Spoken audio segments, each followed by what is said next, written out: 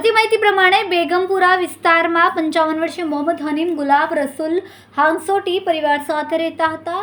હાલ તેઓ જમીન દલાલ તરીકે કામ કરીને પરિવારનું ગુજરાન ચલાવી રહ્યા હતા. ગત શુક્રવારના રોજ સલાબતપુરા હજુરી ચેમ્બર્સ માસૂમ પીર કબ્રસ્તાનના ગેટ આગળ રોડ ઉપર જાહેરમાં બપોરના સમયે એક જ મહોલ્લામાં રહેતા બે પરિવારો વચ્ચે અગાઉના જૂના ઝઘડાની અદાવતમાં ઝઘડો થયો હતો, જેમાં બંને પક્ષો વચ્ચે ટીક્કા-મુક્કી મારામારી થતાં મોહમ્મદ આરિફ મહેમૂદ શેખ, તેનો પુત્ર વસીમ સહિત 5 જેટલાઓને જમીન દલાલને ગળાના ભાગે પેચ્યા જેવા કંઈક સાધન વડે ઈજા પહોંચાડી હતી. બનાવ બાબતે સલાબતપુરા પોલીસ દ્વારા બંને પક્ષોની સામસામે પોલીસ ફરિયાદ દાખલ કરવામાં આવી હતી. જમીન દલાલને સિવિલ હોસ્પિટલમાં સારવાર અર્થે ખસેડવામાં આવ્યા હતા, જ્યાં ચહેરા પર 14 જેટલા ટાંકાઓ પણ લેવામાં આવ્યા હતા. જોકે ત્યારબાદ તેને ખાનગી હોસ્પિટલમાં પરિવારજનો લઈ ગયા હતા, જ્યાં તેની સર્જરી કરાવવામાં આવનાર હતી. જોકે તે પહેલાં તેમનું સારવાર દરમિયાન મોત નીપજ્યું હતું. ગંભીર ઈજા પામનાર 55 વર્ષીય મોહમ્મદ હનીમ ગુલામ રસુલ હાંસોટીની સારવાર દરમિયાન મરણ જતાં તેઓનું પીએમ કરાવ્યા બાદ મોતનું કારણ જણાઈ આવતા આ બાબતે હત્યાની કલમોનો ઉમેરો કરવામાં આવ્યો હતો. પોલીસે 5 આરોપીઓ સામે હત્યાનો ગુનો દાખલ કરીને ધરપકડ કરી છે, જ્યારે એકની શોધખોળ ચાલી રહી છે.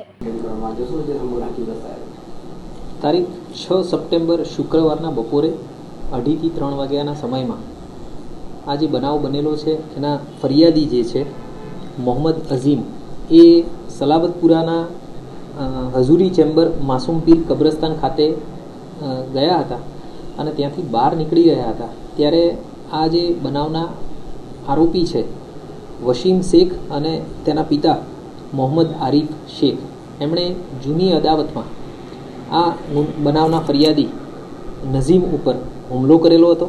અઝીમ ઉપર હુમલો કરી અને એને ઈજા પહોંચાડી હતી, જેના કારણે થઈ અને અઝીમને તાત્કાલિક હોસ્પિટલ લઈ જવા પડ્યા.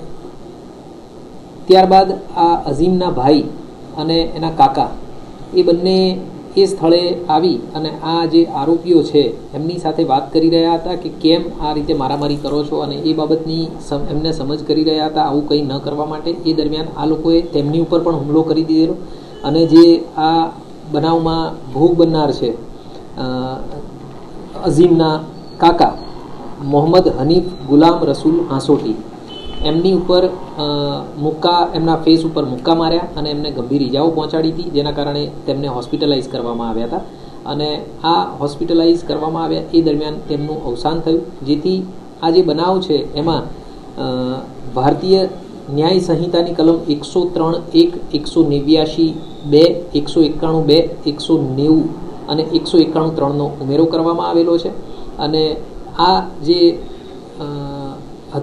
બનાવ બનેલો છે એના જે મુખ્ય આરોપીઓ છે એમાંથી આ વસીમ શેખ અને એના પિતા મોહમ્મદ આરિફ શેખ તથા રિઝવાન નૂર મોહમ્મદ શેખ અને મોહમ્મદ એઝાઝ રફીક નૂર મોહમ્મદ શેખ, આ 4 આરોપીઓની અટક કરી લેવામાં આવેલી છે. એક આરોપી અત્યારે હાલ પકડવાના બાકી છે, એની અત્યારે હાલ પોલીસ તપાસ કરી રહી છે. આ જે બંને પક્ષો છે એ એક જ મહોલ્લામાં ખૂબ નજીક જ રહે છે અને 2-2.5 વર્ષ પહેલાં પણ એમની વચ્ચે કોઈ બાબતે ઝઘડો થયેલો હતો, એ હકીકત ધ્યાન પર આવેલી છે અને વધારે તપાસ અમારી ચાલુમાં છે.